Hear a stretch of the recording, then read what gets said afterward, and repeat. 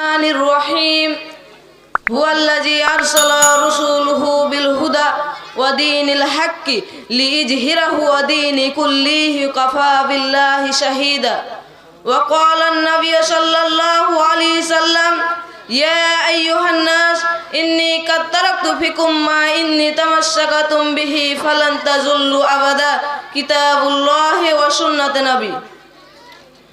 সর্বপ্রথম আল্লাহ তাআলার প্রশংসা করি যিনি আমাদের মানুষ রূপে সৃষ্টি করেছেন, তাই সকলেই বলি আলহামদুলিল্লাহ। দুরুদ ও সালাম বর্ষিত হোক আমাদের শেষ নবী হযরত মুহাম্মদ সাল্লাল্লাহু আলাইহি সাল্লামের প্রতি, যথা আল্লাহুম্মা সাল্লি আলাইহি আল্লাহুম্মা বারিক আলাইহি। মাননীয়, স্মরণীয়, বরণীয়, যোগ্যতম সভাপতি সাহেব, সুদক্ষ পরিচালক, সম্মানীয় শ্রদ্ধেয় শিক্ষক মহাশয় ও আমার সহোদয় ছাত্র ভাইরা, আজকের এই বাৎসরিক আঞ্জুমানে আমি যে বিষয়টি নিয়ে দণ্ডায়মান হয়েছি তা হলো মুসলিমদের অধঃপতনের কারণ ও তার প্রতিকার। আল্লাহ পাক কোরআন পাঠিয়েছেন পৃথিবীর প্রতিটা মানুষের জন্য পথের দিশা ও গাইড বুক হিসাবে।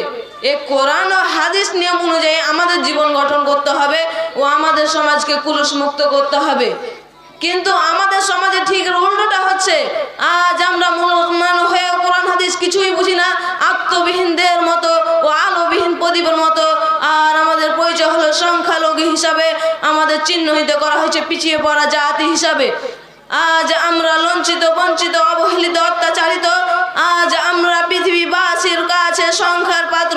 দাড়ি, টুপি, পাঞ্জাবি, বোরখা যা মুসলমানদের অর্থাৎ আমাদের ঐতিহ্য তা যেন উপহাস হয়ে দাঁড়িয়েছে। আমাদের মধ্যে যারা ছিল শাসক তারাই আজ শাসিত, যাদের নাম শুনলে পৃথিবী কেঁপে উঠত তারাই আজ কম্পিত। পৃথিবীতে ছেয়ে চলেছে মুসলিম জাতির প্রতি সর্বপ্রকার অন্যায় অবিচার। আজ আমরা এত নিচু স্তরে নেমে গেছি যে নিজেকে মুসলিম পরিচয় দিতে দ্বিধা মনে করি। যে জাতি সর্বসেরা এই ভূপৃষ্ঠ সিংহ দ্বারা আজ বিড়ালের মতো জীবন যাপন করছে, কিন্তু কেন মুসলিমদের এই দুর্ব্যবস্থা? কেন যাদের মর্যাদা সবার শীর্ষে তার মর্যাদা সবার নিম্নে কেন? আসুন আমরা এর কারণ খুঁজে বের করি। কারণ নাম্বার 1, বর্তমান যুগে মুসলমানরা কোরআনের উপর আমল ও গবেষণা ছেড়ে দিয়েছে। সর্বোপরি রাসূল সাল্লাল্লাহু আলাইহি সাল্লামের আদর্শ ছেড়ে দিয়েছে। আল্লামা ইকবাল বলেন, ও জামানা মে মোজাজতে হামেলে কোরআন হোকার, ও জামানা মে মোজাজতে হামেলে কোরআন হোকার, আজ তুম জালিল ও খার হো তারিকে কোরআন হোকার। সাহাবা, তাবিন, তাবে তাবিন, মুজাহিদের জামানায় মুসলমানরা ঝান্ডা পতাকাবি হবার কারণে সারা দুনিয়ার মানুষ তাদেরকে ইজ্জত করেছে। আর এই জামানায় আমরা কোরআনকে ছেড়ে দিয়ে লাঞ্ছনায় শিকার হচ্ছি। আল্লাহ তাআলা বলেন, আফালা ইয়াতাদাব্বারুনাল কুরআন আম আলা কুলুবিন আকফালুহা, অর্থাৎ তারা কি কোরআন নিয়ে গভীর চিন্তা গবেষণা করে না, না তাদের অন্তর তালাবদ্ধ? তাহলে বোঝা যায় যে আমাদের কোরআনের প্রতি আমল করতে হবে। কারণ নাম্বার 2, বর্তমান যুগে মুসলমানরা দুনিয়া নিয়ে ব্যস্ত, ঝগড়া দলাদলিতে লিপ্ত। তারা পরস্পর প্রতি দয়া সহানুভূতি মূলক আচরণ প্রদর্শন করে না। কারণ নাম্বার 3, বর্তমান যুগে মুসলমানরা কাফেরের পথ লেহন গোলামিতে লিপ্ত।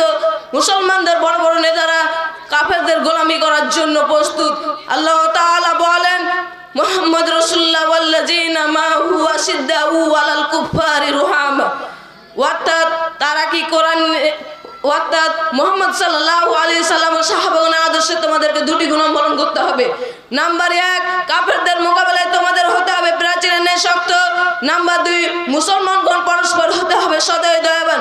এই দুইটি গুণ অর্জন করতে পারলে এই জামানার বুকে মুসলমানগণও বিশ্ববিজয়ী শক্তিতে পরিণত হবে। অত্যন্ত দুঃখ পরিতাপের বিষয় যে আমরা এই দুইটি গুণে হারিয়ে ফেলেছি, যার ফলে আজ আমরা পরাজিত। প্রতিকার, আমাদের ইমানি শক্তি বৃদ্ধি করতে হবে এবং সারা বিশ্বে কোরআনের দাওয়াত পৌঁছে দিতে হবে। আজ আমরা সংখ্যায় বেশি হওয়া সত্ত্বেও আদর্শিক চেতনার অভাবে স্বাধীন মানুষ ও স্বাধীন জাতির মর্যাদা হতে বঞ্চিত। রাসূল সাল্লাল্লাহু আলাইহি সাল্লাম বলেন, এমন এক জামানা আসবে যে তোমরা কাফেরের সামনে তুফানের বুদবুদে নিয়ে ভেসে যাবে। সাহাবাগণ জিজ্ঞাসা করলেন, ইয়া রাসূলুল্লাহ, সে সময় কি মুসলমানদের সংখ্যা কম হবে? তিনি বললেন, না, তোমাদের সংখ্যা অধিক হবে, কিন্তু তোমাদের অন্তরে ওয়াহান ঢেলে দেওয়া হবে। সাহাবাগণ জিজ্ঞাসা করলেন, ওয়াহান কি?